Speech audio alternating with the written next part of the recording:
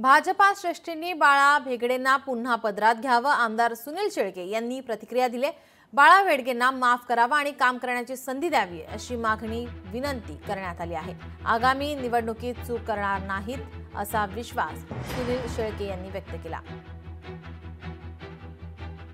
आगामी काळामध्ये जी बाळाभाऊ भेगडे यांनी 2019 ला चूक केली तीच चूक 2024 ला केली।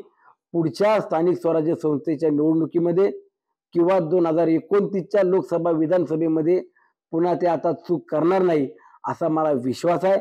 आणि म्हणून भारतीय जनता पक्षाच्या शिस्तभंग म्हणून जी काही त्यांची कमिटी आहे त्या कमिटीला देखील मी सांगू इच्छितो की जी काही चूक त्यांनी केली ती चूक आता त्यांची पदरात घ्यावी, त्यांना पुन्हा भारतीय जनता पक्षामध्ये काम करण्याची संधी द्यावी।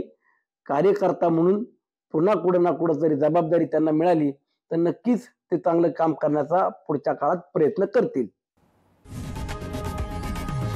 लोकशाही मराठी ऐका, पहा, जागरूक रहा।